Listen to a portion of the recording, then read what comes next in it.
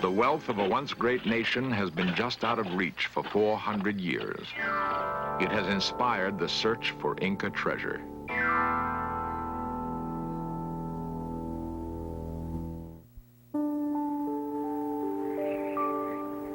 It is believed that somewhere in the high mountains of Peru lies wealth beyond imagining.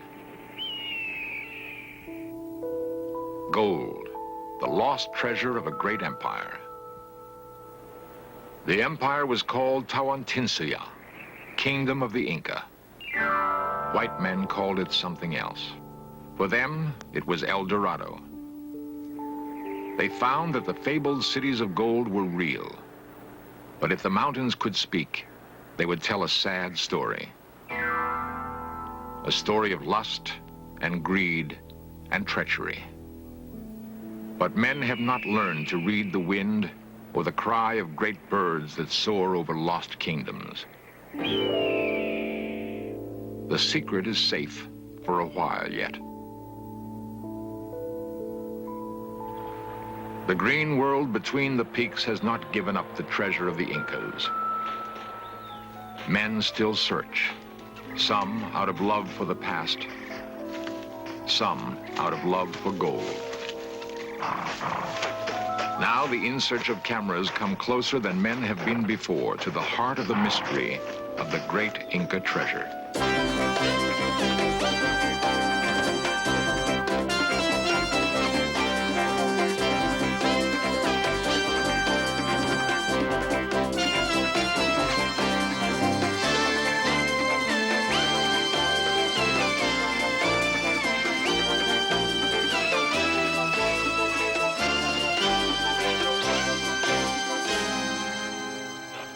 The wealth of a once great nation has been just out of reach for 400 years. It has inspired the search for Inca treasure.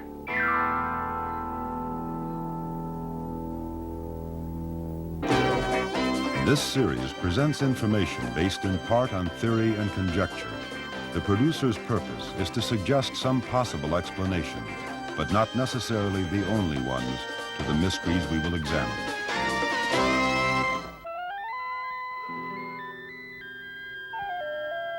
The great spine of the Andes Mountains accents one of the most diverse environments in the world. It is a land of many wonders, which has attracted the curious and the greedy for centuries.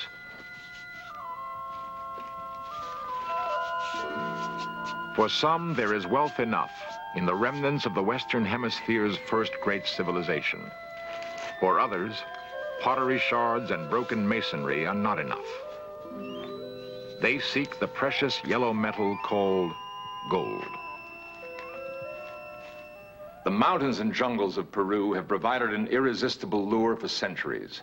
There's the romance of faraway places and people with exotic customs, the feeling of being in a Shangri-La, somehow cut off from the crush of too many people in too little time. There's another ingredient in this appealing mix, the promise of treasure beyond imagining. It's a promise that has touched off wars and launched brave men on great adventures. The great city of the Incas was Cusco. It lives on, even though the empire it gave birth to is gone. The streets of Cusco are full of the modest sounds of commerce now.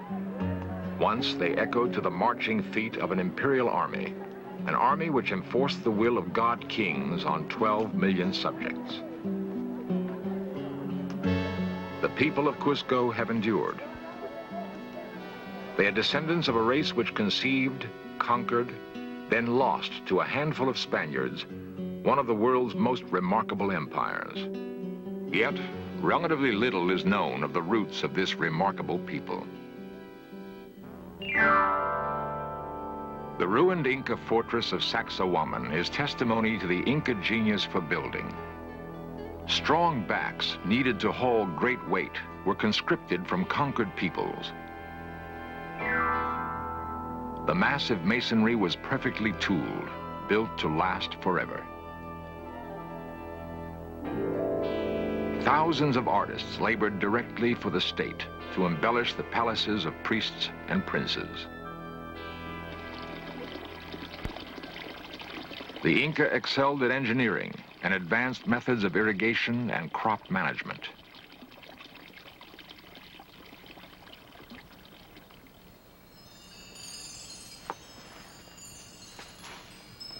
Even in death, the Inca were a proud and disciplined race. At the National Museum of Anthropology and Archaeology in Lima, Dr. Edward Verstellen and his colleagues inspect an Incan mummy. Much of what is known about Inca civilization comes from studying graves. The things a person considered important in death say much about how he lived his life.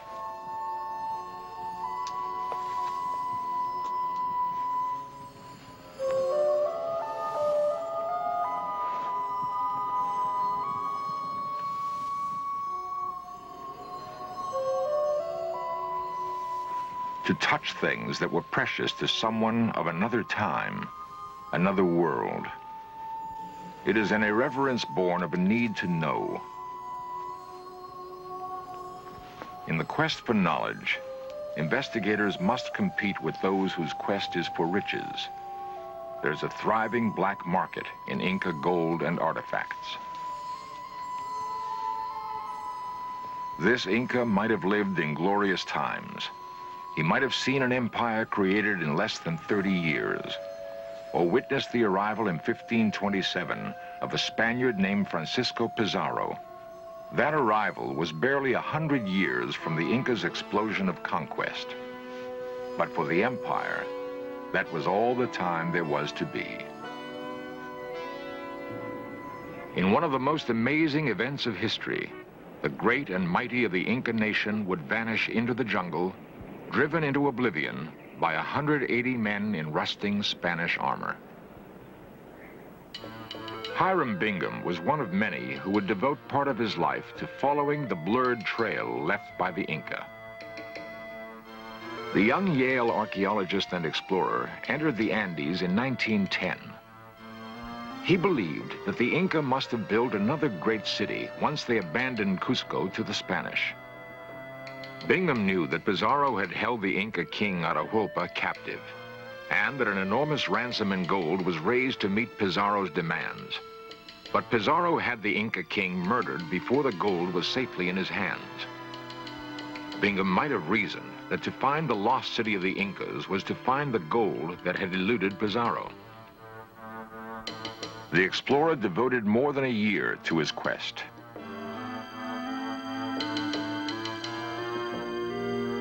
Then, one insufferably hot day in July 1911, Bingham thought he'd found the mythical city.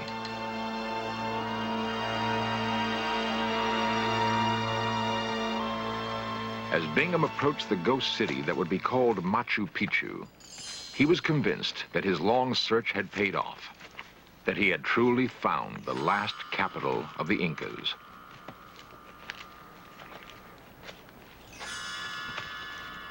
He found temples, but no hoard of treasure.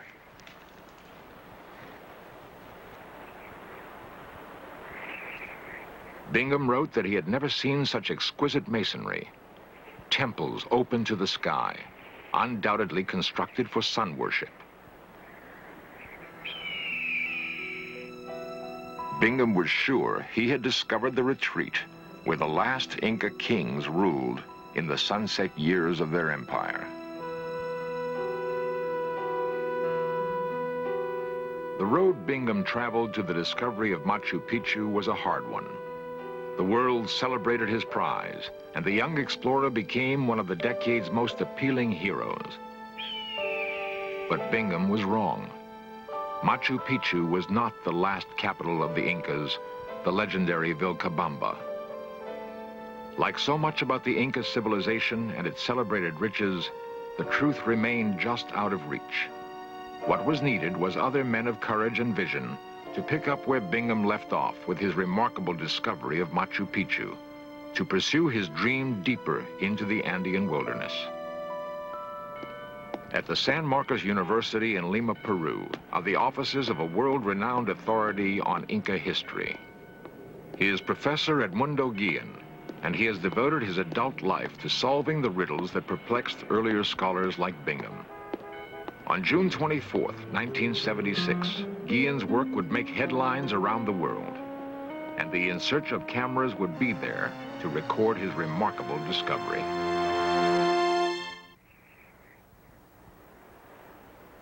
In a quiet valley of the Rio Pampacona, northeast of Cusco, the stage is set for one of the great modern feats of exploration.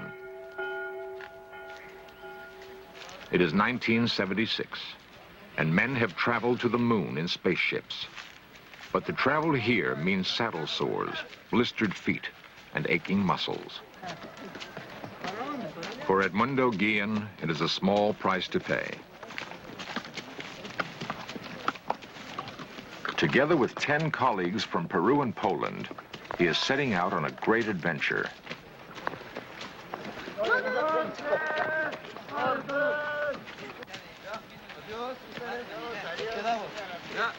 Guillen's mission is of more than simple academic curiosity. He is out to recapture a place and a moment in history. And if he can, to set the record straight on the final chapter of the Inca Empire.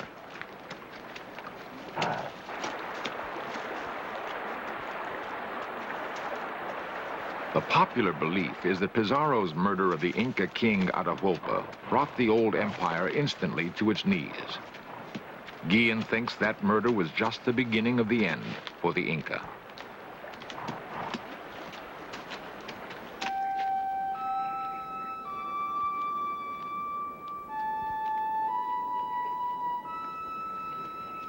Once over the first ridge from Pampacona, the trek begins in earnest.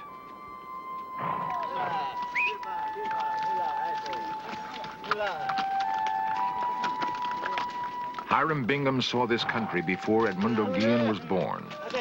He gloried in its breathtaking beauty and struggled valiantly to unlock its mysteries. But Bingham did not have the blood of Incas in his veins. Guillen does.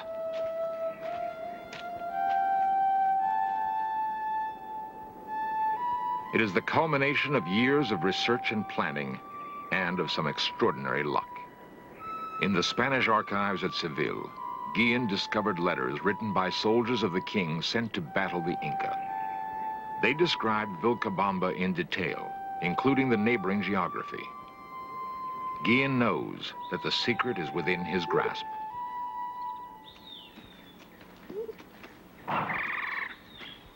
One Spanish soldier wrote, "When I entered Vilcabamba, the city was desolate.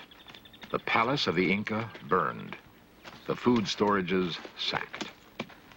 The letter was dated June 24th, 1572. Guillen vows he will re-enter Vilcabamba on the same day of the same month.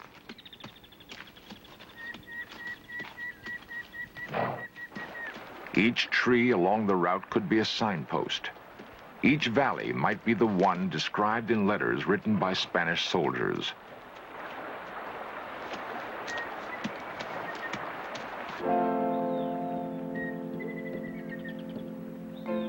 The painstaking research is paying off for Guillen and his band. There are minor discoveries to be made almost every day of the long trek. Tantalizing portents of what may lie beyond the next stream, over the next ridge. Along a river named on no map, Guillen and his band are intrigued by what seems to be a cave entrance.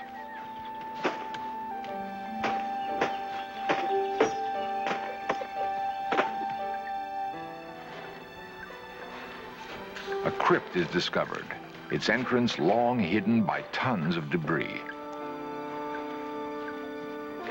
Guillen believes it may be the grave of an important person, perhaps a member of Inca royalty. It is clear from the discovery of the crypt that the end of Guillen's quest cannot be far away. He will return another day to excavate the site.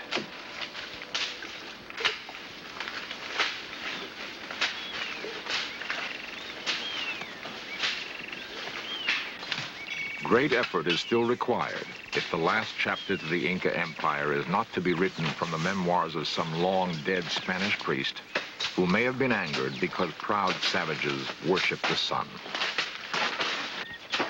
There are only 2 days left if Guillen is to make his rendezvous with history on schedule.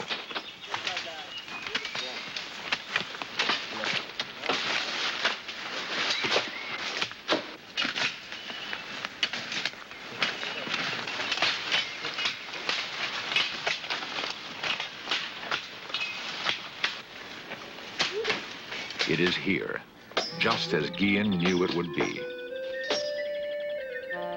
Vilcabamba at last. For everyone involved, it is the culmination of a great dream.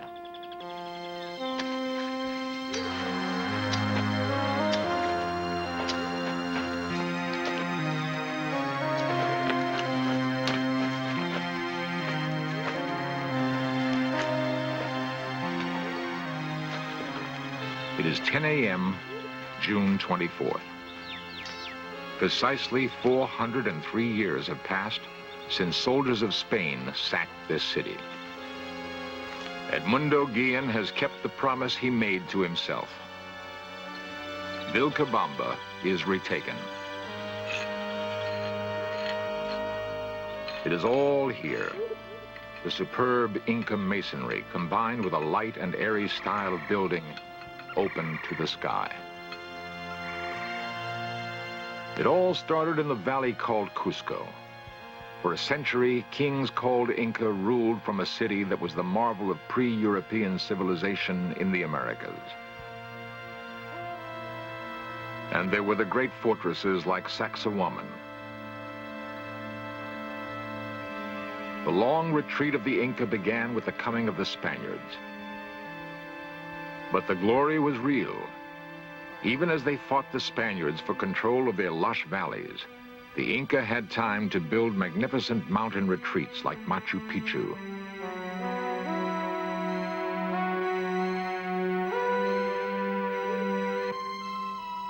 Guillen believes he has at last discovered the real thing, larger by far than Machu Picchu. From records left by 2 Spanish friars who visited Vilcabamba in 1570, Guillen begins to reconstruct the city in his mind.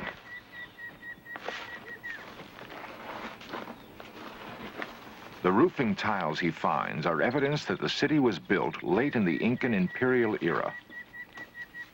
The Incas traditionally covered their buildings with thatch.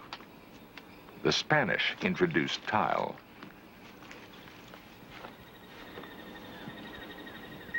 There will be time for only a brief survey of his remarkable discovery.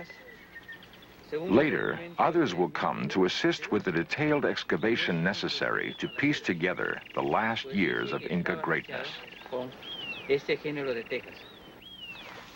The trained eye finds much evidence which helps date the construction of the long-hidden city. Almost everything Guillen finds seems to have been built about the same time. He feels this is a clear indication that Vilcabamba was hastily constructed as a refuge from encroaching Spanish soldiers. Yet the city's waterworks are as sophisticated as any in Cusco. After 400 years, they still work.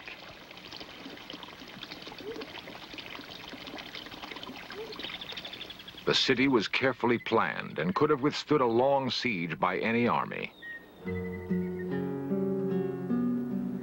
There was the Temple of the Sun, perhaps as grand as any at Machu Picchu. Guillen finds evidence that it was faced with solid gold. Sun temples were both centers of worship and astronomical observatories. The placement of stones aided the Inca in studying the movement of stars. Their knowledge of astronomy was remarkably advanced. The Inca were remarkable builders, yet they never standardized their tools or techniques. They were familiar with higher mathematics and never invented the wheel. Like everything else Guillen has learned about the Inca, Vilcabamba will probably raise as many questions as it answers. The layout of the city seems to match the descriptions Guillen uncovered in the Seville archives. The discovery clearly puts Inca history in a different light. The Inca did not give up their empire lightly, Guillen believes. Time and their gods were against them, and they lost it all after a struggle Guillen estimates lasted some 40 years. Still, it is good to be home.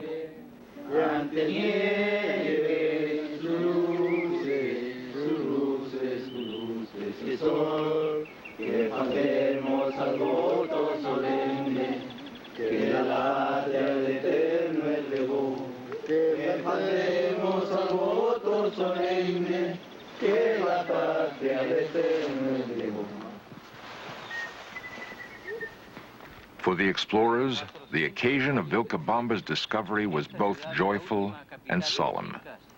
Fue ocupada por el ejército español. Ahora izamos la bandera.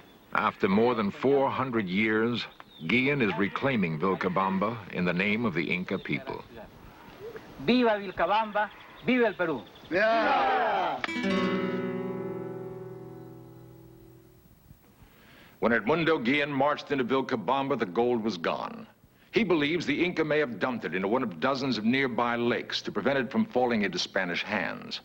But Guillen discovered a treasure, nevertheless.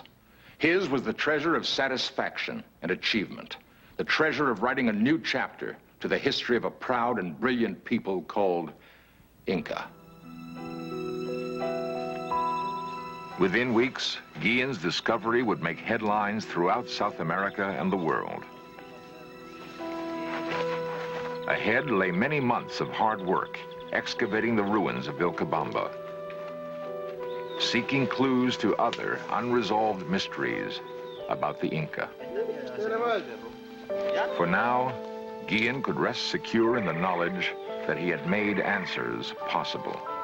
Está mirando el chancho. Ese está cayendo en la isla, ¿qué pasa, no?